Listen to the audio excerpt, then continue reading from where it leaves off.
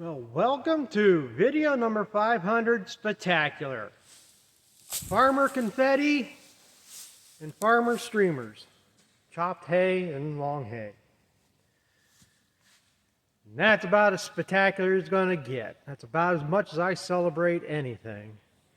So it's a big moment for my YouTube, and that's the best it's going to get. This video is going to be several parts. That was part one. I figured since this is the end of the year, this would be a good time. Which I was surprised the video came up at this point. I kind of saved it for this a little bit, but that's where it came to. And kind of look back on the year. What's to look back on? The way I feel this year went, I pretty much put it in the videos throughout the year. This year just plainly sucked. I think next year's going to suck too. I think it'll be a little bit better. But, yeah, what can you do? I mean, I have nothing to celebrate this year. Other than, so far I've been able to keep what I have. But, you know, life goes on. And I said, this year's been pretty much all negative. Well, last several years been pretty much all negative, but this year's kind of the cherry on top. So, like I say, ain't really much to talk about. Or I want to talk about. I mean, it's out there, I put it out there, it is what it is. Then I figured for the third part of this video is I can plans for next year. What I'm hoping to happen and several of the reasons why I hope some of this stuff happens. So, I don't know. Plan is, you know, to stay in this. Regardless of what happens, I pretty much got to find a job somewhere else.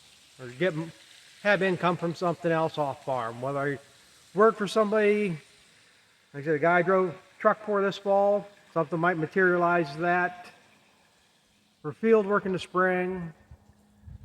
But nobody knows. I mean, I'm kind of looking around, looking at options. And we'll go from there. But regardless, too, is I still plan on farming to some extent. As far as milking cows, that'll probably never happen again. Unless this world completely changes and people wake up and realize the direction we're going is not the right way. That their demand way comes back to a big level. Chances are milk cows, again, commercially, probably never happen. But since I got ground to work, I got equipment, there's options out there for me to go. Can I make a sole living off it? I doubt it. Possibly, because I don't have expensive hobbies or anything. But regardless, I got the ground, going to do the work. Now, the options I have out there is one, regardless, I'm going to be doing hay. Thing is, a lot of the ground I got that I didn't do this year is because the hay is crap. It needs to be reseeded or something. So, like I say, you don't want to put everything in one basket either. But I do have some ground that definitely, 99% definitely going to be seeded down next year. It's got to be seeded down. And I can seed oats with it. And that's one option, another option. I kind of want to do the oats. For years, I did Sprint. It was an oats and pea mix I chopped off to feed the cows. Now, the oats, we've ever only used them for cover crop. We fed them because we had the oats and because we wanted the straw. So there's that option there. I can do oats. I mean, right now I'm only looking at 10 acres of oats. I can bale the straw up, which I do have a market for that. I mean, all I got to do is put a sign up at the fairs, and I could probably sell all the straw within a week. You know, there's always somebody at the fairs looking for straw to bed heifers or bed their animals with. So I can put the oats in, get the straw, but you know, like I said, we're only talking 10 acres. Overall, I figure I got another 50 acres I got to work with next year above the hay. And like I say, soybeans are pretty much out. Unless I can find somebody to combine them. That's the biggest thing on anything else is getting somebody to combine them. Unless I know somebody's going to do it, there's no sense of me really even planting oats. And there's no sense of me planting soybeans. But with the oats, I can always bale them off green, wrap them and sell them that way, or feed them out if I still got animals. Or you can do it. It's not the best thing because it attracts mice, but let them go to crop. Mow them off, bale them up, heads and all for straw. But you usually get more mice and stuff in the feed too. But oats could be another option. I mean, I wouldn't put, like I say, do all 50 acres to this. But the guy at the feed mill I was talking to yesterday, they're looking for oats. Nobody brought in oats this year. He said they're paying more for oats per bushel than they are for corn. The problem is I do all this in one shot, and then other people get the idea, and all of a sudden they get flooded. And of course, like I say, it always works out the way. The price is high, everybody figures on doing it, and then the price drops. So I wouldn't do it all in one anyhow. And then the last option is corn. And like I say, I figure I can do 50 acres of corn. Again, a lot of it will depend on having somebody to combine it. Now, like I say, down to my cousins, I know I can't get anybody's combine I know of around here up in there. For multiple reasons that I've talked about before. But I do have that 2-row sheller. So, I mean, I can still do it. But then the next problem is getting it to the mill. I mean, I really don't want to tow gravity wagons 11, 15 miles, whatever is to the mill. There is a closer place, which I more likely would go to anyhow. But, you know, 50 acres of 2-row sheller and hauling with wagons is going to take forever to get it done. Now, it's still possible that, I mean, it's going to take a combination of all this stuff. I mean, I ain't just relying on one. Corn I would plant up here. If I could get somebody to shell it, where I got up here, could get combines in. The other problem I got is I plant 36-inch rows. Everybody else around here plants 30-inch rows. Everybody went to narrow rows. Now, it is possible, the same thing with my sheller, it's a narrow row sheller. So, but 36 is right at that range where it's on the wide side for narrow row, but narrow on the wide row, because these shellers are wide row, narrow, they're fixed rows. I mean, it can be done. The neighbor that normally combines for me, they have a 6-row head. I plant 4 rows. That's another problem. But his brother, the last time I did have corn shelled, he had an 8-row head on his combine. And he did it. Yeah, we lost a fair amount of corn, but it was one of them things where it was a wet fall. I couldn't get through it. The combine would go through. We were just going to get it off. You know, sometimes he was taking 4 rows, sometimes he was taking 6 rows, however the rows would line up, and he could get, so he wasn't losing much. So there's a lot of problem with that there too. But, like I say, them are my 3 main options. Now beans, like I say, if I had somebody I know could combine them and had a way to truck them, that's the other thing. As far as the trucking, it ain't really a big problem. I said in a video earlier this spring, all I'd have to do is buy auger. The neighbor down the road here, he has like 3 triaxles. He was hauling corn for the same guy I was driving for that day. I mean, if I had to shell it with the sheller, we could park the truck here in the yard, set up an auger. I could bring the wagons in, 2, 3 gravity wagon loads on the back of the truck. I think it's triaxle holds like 600 bushel. And, or somewhere in that range. And, you know, pay him for trucking. So again, there's options. Just got to figure out what the options are. But overall, the biggest thing about doing crop work is your profit per acre. Not what you yield off the acre, but what you profit off the acre.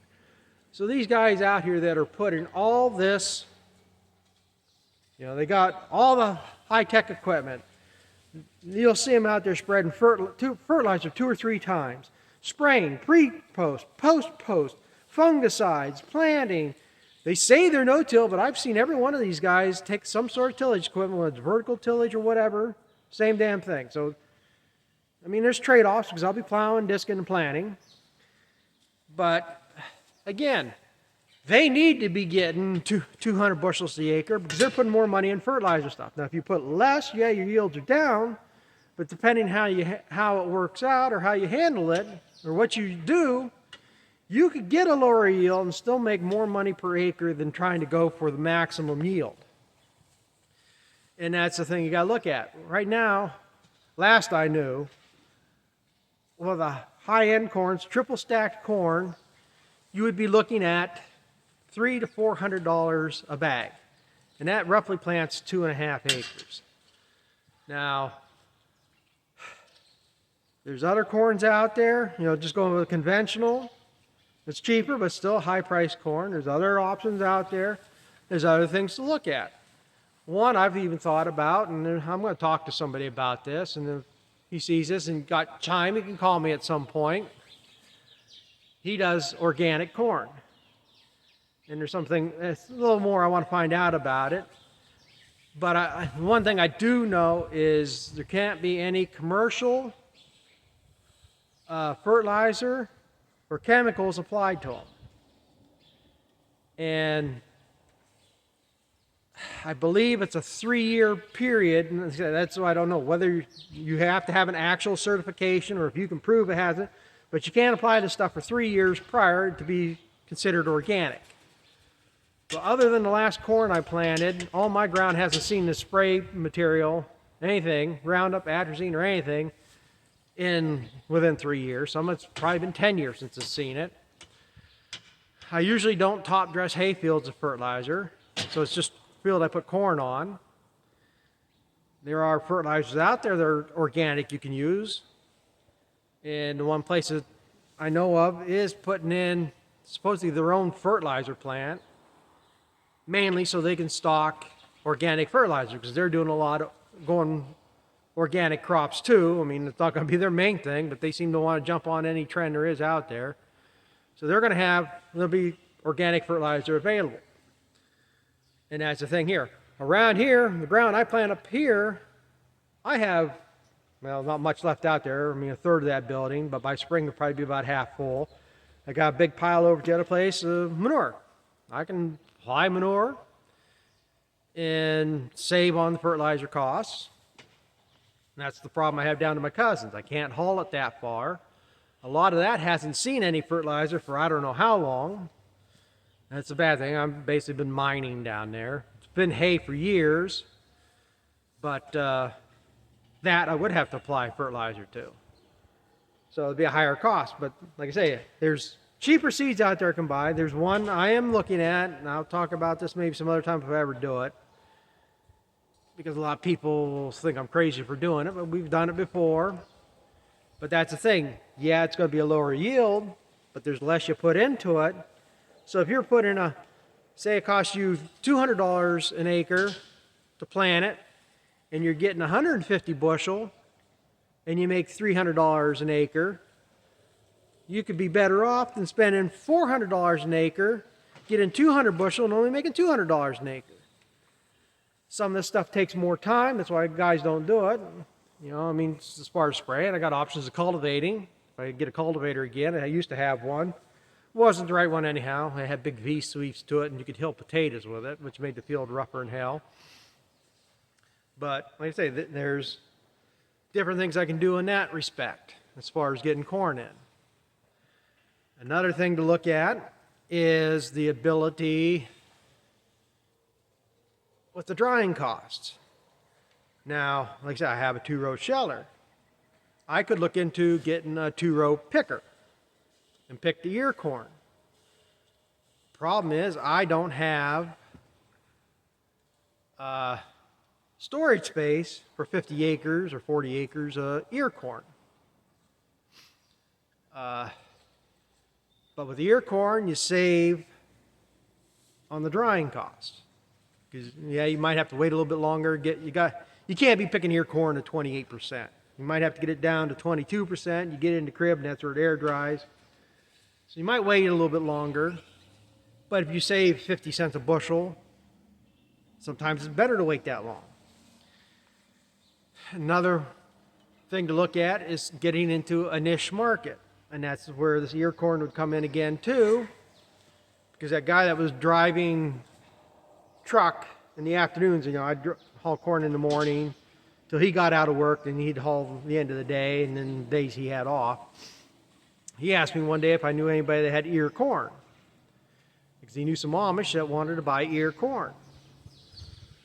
Well, again, if we could find that market, and I'm sure there's plenty of Amish out there that want to buy ear corn, not just one.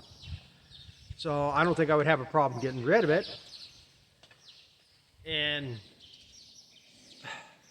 more than likely, I don't know if they could take it if I hauled it with my dump trailer, but I could get, make money hauling it to them or hauling it to the mill for them. If they get enough at a time, I'm not going to haul 10 feed bag fulls down to the mill for them. But, there's options in there. So I'd say that's what I'm hoping to do next year. Some things got to happen first again, see what happens. But yeah, they'll be planting some oats that I hope I can shell off. And doing the corn, doing the hay. And as I said, just hope it makes next year better. But like I said, 50 acres of corn you're not going to live on. I don't know how many acres of hay did. That's the thing. If I would sell these cows, let me turn this around here. More than likely some of these are going to go somewhere this winter. I don't think I'll have this many by spring, but the plan is to keep hay. But, if I wasn't feeding these, all this hay like this here, I could be selling. And you always got to push stuff out of their road where they can't reach it. I sold some hay to a neighbor. There was, I have a good price or not. Like I said, being a neighbor, tried to cut him a little bit of a deal, but I sold it to him $40 a bale. Right here, I got, I think I remember right, 30 bales. So that's $1,200 right there. If I did close to 400 bales, that could be $16,000. Still not enough to live on in a year. By the time you pay, like I say, that's not counting paying out all the, like I said, all the, whatchamacallit, expenses. And you dumb bastards are going to make me have to tie that feeder up again. If I don't tie that feeder to install somehow, then they move it around and they wreck it, waste it, even with the feeder. But then the other part of it was, I don't know if I'll go over and give video of it or not. If I do the ear corn, where am I going to store it? And I have 2 round cribs over at the heifer barn. But I believe they only hold like 1,200 bushels apiece. So that ain't going to hold no 50 acres of corn. But if I get rid of the cows, or I work it where I haul manure in the wintertime for what few I would have left, clean this all out, this is 38 by 84, I could put one hell of a pile of corn in here, an ear corn. It'd be protected. It doesn't have to be completely shielded because you'd have whatever, but I could put a hell of a pile down the side here. I could still stack hay in here. That was the other thing. If I was to sell hay instead of put it under tarps, I can stack. I had it figured at one time. There's less than 100 bales in this stack. I had it figured one time I could put like 500 bale, almost 600 bale in here, stacked like this. Of course, I'd have to stack it the other way because here I could drive this way, but to fill the whole thing from side to side, I'd have to go north and south. Which probably hold about the same anyhow, but so again, like I say, if I get 50 acres of corn and make 15, 20,000, yeah, 15, 20,000. Yeah, even at 50 acres at 100 bushel an acre, that's 5,000 bushel. Corn is, what do you say, 380 or 4? Say $4. That's $20,000. 400 bales of hay, $16,000. That's $36,000. You could. I could live off that. I lived off less than that for years. But like I said, it's before any expenses of diesel fuel and seeds and stuff like that. So, like I say, it'd still be down in the 20,000s. You could exist, put it that way. But like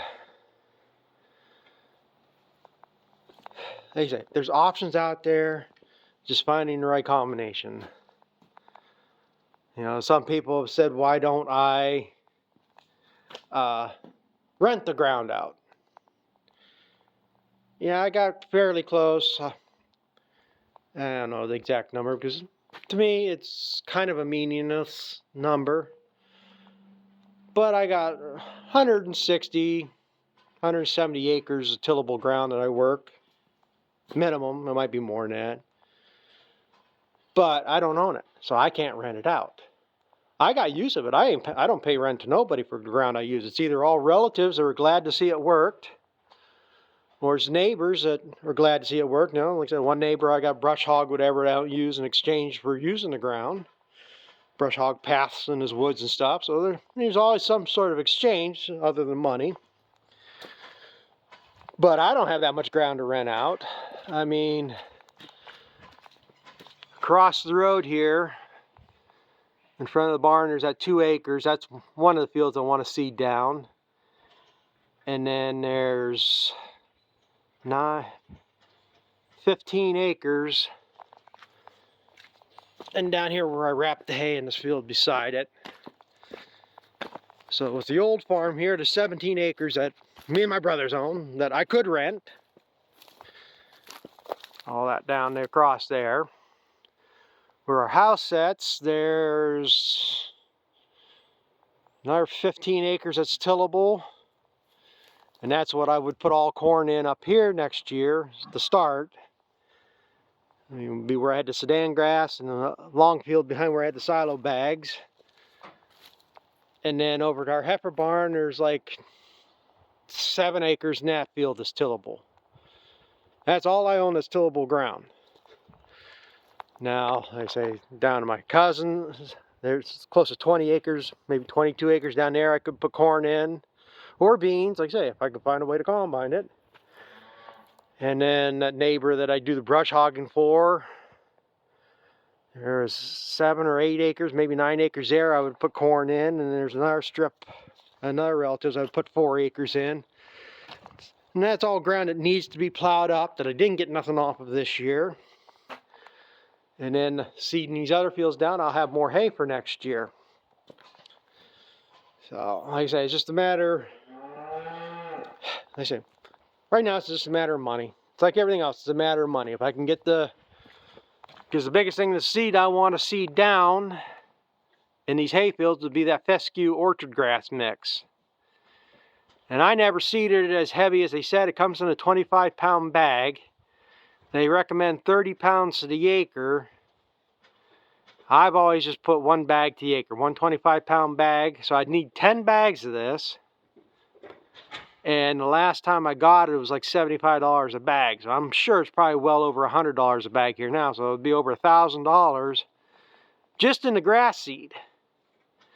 And then I got to seed it with something, whether I seed it with the oats, because this won't go through the grass seeder that I have on the drill.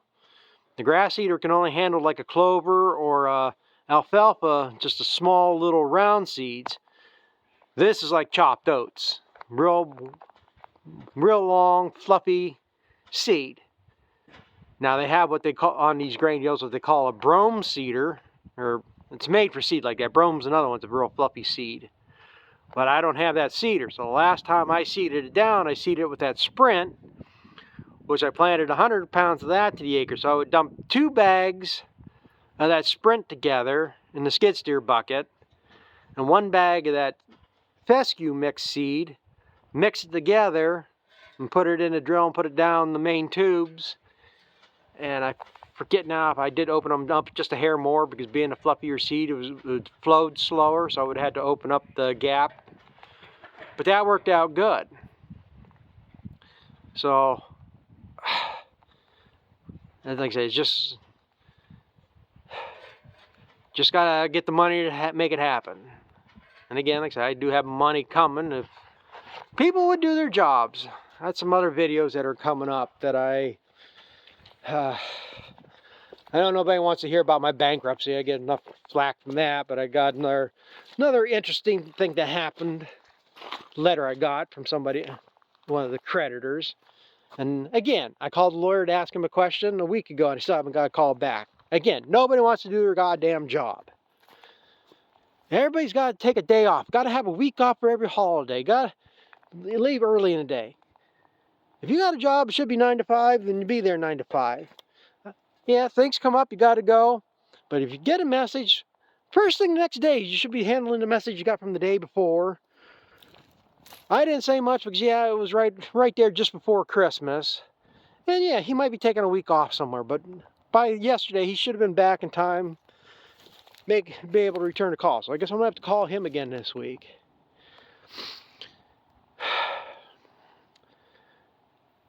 I'm just trying to see if there are any deer hanging out in here.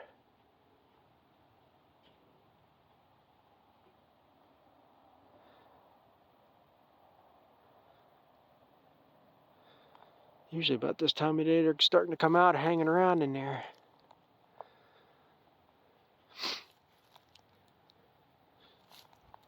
But oh well. So yeah, so that was just basically part 3.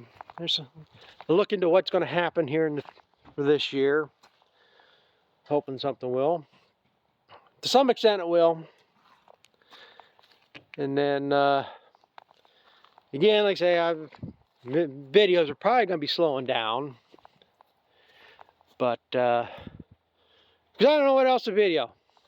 It's either going to be me scraping shit out of the barn or moving round bales down here to put in the barn. It's about all I can really do much. I mean, I got a lot of stuff to do around here, but every time you turn around now, it's spitting rain and stuff, so.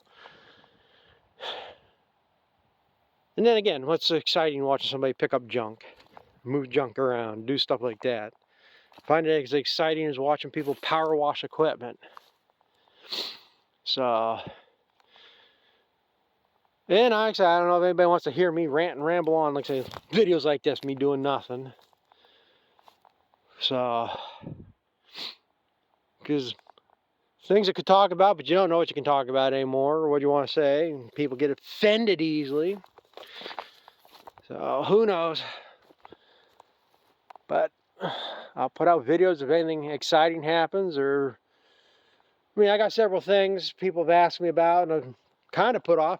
Probably don't even follow or watch me anymore, but, you know, I got video, or people asking about the tractors. And I thought, well, I can make a video of each tractor and how we got them, a little bit history of them and stuff. And some people asked about the other barns. And I could try to figure out how to do them. They're nothing spectacular, but again, it's another thing. Probably should. Who knows if they'll be standing by spring? So I mean, everything's got its issues, and when you put that much money into it, I mean, yeah, they'll be standing by spring, but should give it a little bit of history of how we used to do things around here too. And then that's going to be a question here for the very end. I'll make this one a simple one. This video's already got long enough, but one question. Would it be worth my effort to try to do live videos? I've been trying to, I was hoping to build this channel a little bit more. I thought I'd have a little more subscribers here by the end of the year. It's getting close. I only need, well, less than 40 now to reach 2,000. Not that it makes much difference to me. It's a good feeling to see things increasing like that. I'm just not the type to hype myself on here all the time, putting shorts out all the time, or doing whatever to drum up. It's just kind of a natural flow of things. But, you know, put out lives, that should help. And I just wondered if that's something that would interest people. I could try to do here the first year. And, you know, see what goes from that. But I think my battery's getting about dead here now.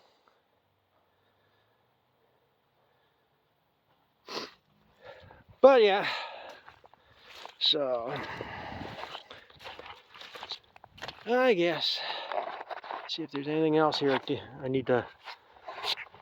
I know there's something else I was going to say here. I don't even remember now.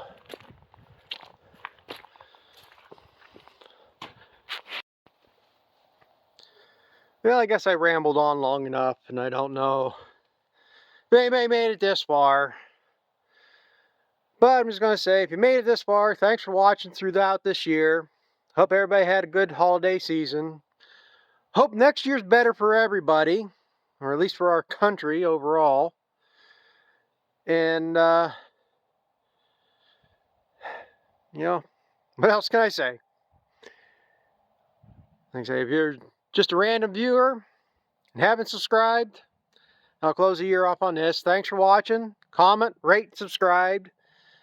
Got 2 days left in this year. Hopefully get this up tonight. So we got tomorrow. Put until the midnight there on New Year's Day. See if we can get this up to 2,000 subscribers. That'll be the one plug I'll do for this year. I don't like blowing myself up to get everybody to do something, but I do appreciate it. So, thanks for watching, and hope to get it up, see if we can get this over 2,000 subscribers, and we'll see what happens for next year. Still a nice night for December. I don't give a crap what anybody says about global warming. I have no problem with December 31st being green. 40 degrees. I've seen it below zero here, and I don't like it. The last several winters have been this nice, and I'm fine with it. So again, I hope next year's better for everybody. Thanks for watching.